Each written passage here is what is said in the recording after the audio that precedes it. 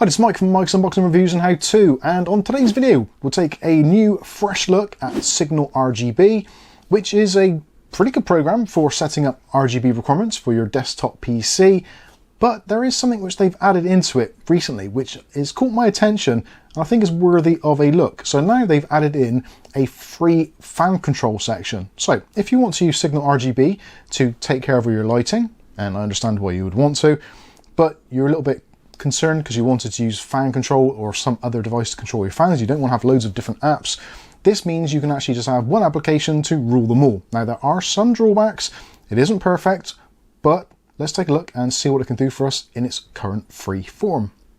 Okay, so this is the latest version of SignalRGB as of today's recording date, which is the 10th of June 2026.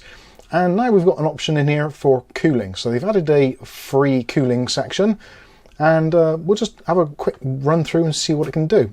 So you can see here we've got our fans and their settings, etc. All the information you can see. You've also got different profiles, so you can add a new profile, change profiles, etc, etc. And from the default, it's found all of my connected fans, and any of the fans which are not connected, it hasn't picked up, and also hasn't picked up my GPU fans. Whether it will on your computer remains to be seen, but this is still very much in beta, so just an interesting thing to take a look at. So what have we got? We've got CPU fan here on the left. I've actually renamed this one already to say bottom fans, because on my PC case I've got fans on the bottom, and we've got the system fan header number 4, which in this particular instance is the front fans. CPU fan is the radiator, and we've got our water pump. So it's kind of detected those from the motherboard itself, so that is all fine. So it seems to have detected all of the headers that are actually connected straight away, so that's pretty awesome. And look at the individuals, so it tells you what it is, the preset, and also the fan speeds, percentage, etc. You've got the curves here and all that kind of stuff. You've also got start speed, stall speed, and speed offsets and temperature offsets. So you're probably wondering, well, how does this work? So normally what you'd do is when you start up, you would run a test on the fan. So let's do it on this one. So if we do calibrate fan on the bottom fans, and it does say there's like a triangle there, a warning to say that those haven't been calibrated yet. Shame there isn't one to do calibrate all. That would be quite useful. You're probably going to hear these fans ramp up very shortly, so do bear it in mind. Maybe we'll actually possibly leave that, see how long it takes. Actually no, it looks like it's slowing right down, so it's done 100% already, so it's now dropping down, so it should get considerably quieter, so that's fine. You want to do that on each one of your fan settings. So you've got options here for calibrate, so if you want to recalibrate, you can do it anytime. Also, you've got options for the appearance. So if we go into appearance for this CPU fan, you can customize colors with, if you get the Pro version, which I would recommend probably not doing, but it's entirely up to you. You can change the display name of the CPU fan. So in this case, I'm going to call it Radiator fan, because they're on my radiator. Also, you've got the option for the Sparkline style. Basically, line is free, bars, dots, steps are all in the Pro version, so I would leave it obviously set to that. And that is kind of it. There's also manual speed control, which you can enable or disable, so you can put the fans up to 100%. If you just want a static speed, you can do that. If you untick it, it goes back to the predefined curve. So I'm happy with that. All I wanted to do really here was change the radiator fan name, so we'll click on Save Changes, and now that has been reflected in this box here. So let's take a look at the editing the fan curve. So we click on there. So you've got your temperature sensor, so you can choose either your CPU, your GPU temperature, or the GPU hotspot temperature as your temperature source. So obviously this is for the radiator fan, so CPU temperature makes a lot of sense. And you've got a choice of presets. So you've got the balanced, quiet, max, fixed, or pump. We'll show you more about pump shortly. Obviously fixed is obvious, but I would say just go with balanced, depending on your fans, like balanced for the CPU maybe, quiet for the case fans. Okay, you can tweak this to suit however you want to. So I'm going to stick with balanced. You've also got the curve type, so this is what is known as the curve, so the fan curve or the profile. So the fan curve, just for those that aren't aware, So on the side here, we've got our legends. So fan speed is on the left-hand side. So from 0 to 100% fan speed. And here on the bottom, we've got our temperature from 0 degrees to 100 degrees Celsius. So as you can see from here, this is going to make the fan reach 100% at 80 degrees Celsius, which is about right. That's what I would like. Ideally, I would like to be able to modify this curve myself and lower it possibly, but unfortunately you can't do that in this version. You have to get the paid version. You've also got options of curve. So you've got smooth, you've got the linear, so it's just a straight line, and also you've got stepped, so there's going to be like a big jump, which I don't think that's a particularly good idea. Linear is fine. I prefer smooth, where it's a more of a gentle line rather than a direct one. But again, if you want to change it more, you do have to pay for the full version, which is unfortunate. Now, once you've created that, you can then choose to either apply to all fans, or you can apply to just the fan that you're on. So I'm going to do it, apply to this fan.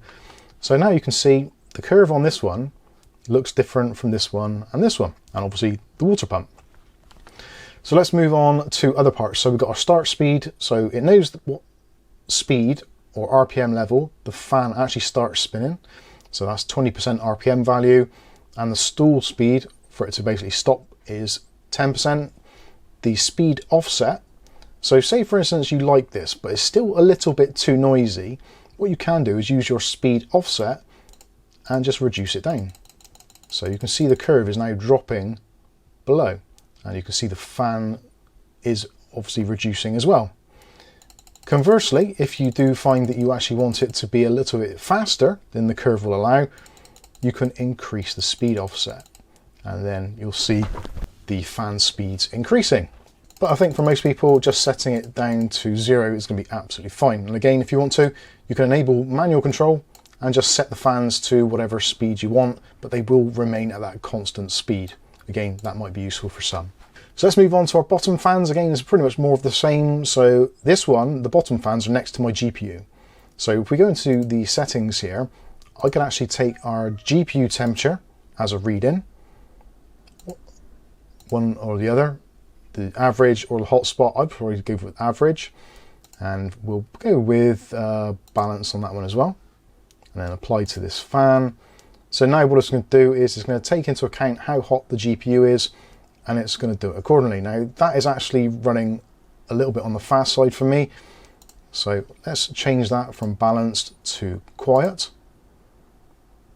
and then apply, and we'll see the RPMs coming right down. So that's much better, that's much more usable. So now when the GPU gets warmer, it's going to ramp up a little bit quicker to try and keep things cool. Again, we can take advantage of our speed and temperature offsets if we need to.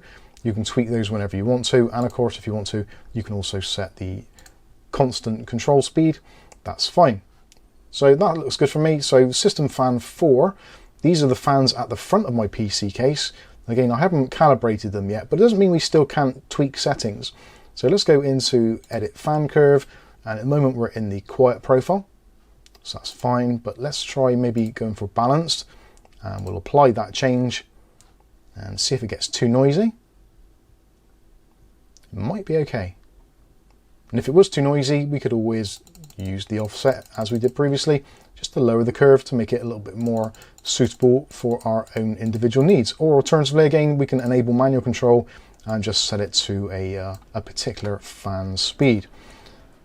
So hopefully you get the idea there, what that is all about. For the water pump, this one's a little bit different. So with the water pump, again, you can have your speed offsets, temp offsets, etc. But what I wanted to do is to set it to 100%. So we've got it set to pump, which is free, and that sets it to 100%. Now you can also do fixed as well, at 50%. If you want to do that, we'll apply to that fan. So that is our pump is now running at 50%. Now you may not want it at 50%. So again, you can use the offsets and increase it. So if we go to maybe there, 35%. So effectively now we were at 50%, but we've added an offset of 35%. So now the pump is running at 85%. So that's actually not too bad. Again, depending on the noise of your pump, you can play around with that however you see fit. Or again, you can just ramp the thing right up to 100%, and yeah, do it however you see fit. Again, so it says there 100%, so that is the manual control, or if not, we can go back to what we had previously, and you can change that again. So let's go and we'll change it to pump, and it'll be 100%, we'll apply that, and again, now we're going to be going at 100%. So there you go, that is kind of pretty much it. There's not really a great deal else we can do at the moment. We haven't got the paid version, and whether or not you actually need the paid version, I don't know. I'm not entirely sure. I'm going to calibrate the fan on there just while we're wrapping this up. But essentially, I think this is a pretty good way of controlling your fans. Possibly you've got a motherboard which has got really particularly poor software for controlling fan speeds. Maybe one of the kind of Chinese off-brand ones, Jinyu, that sort of thing. Possibly that is going to be useful to do if the software isn't great. Or if you just don't like using things like Armoury Crate, MSI Center, Gigabyte Control Center, ASRock software, etc. None of them are particularly good. And I would argue that this setup, even the free version, is better than most of those straight out of the gate. So there you go, there is a look at the new free fan control software built into SignalRGB. Again, as I've said numerous times already, if you do want to get the most out of it, then you do have to unfortunately pay for it, which I'm pretty much against. The whole point of having good software available, such as like OpenRGB, fan control, that sort of thing. There's some really good tools that are available free of charge. Yes, this is a nicer interface and it's all in one nice cohesive unit, but is it really worth spending that much money on? Let me know what you think in the comments section below, and also if you give it a try, let me know your thoughts. Did you get on well? Did it find all of your fan headers? Did you manage to get the curves dialed in to your liking? Be interested to hear your thoughts on this one in the comments section below, or alternatively on our Discord if you want to have a chat about it there. But I think that's going to wrap this one up. I've been Mike. This is Mike's Unboxing and Reviews and How To, and hopefully we'll catch you in the very next video. Thanks for watching.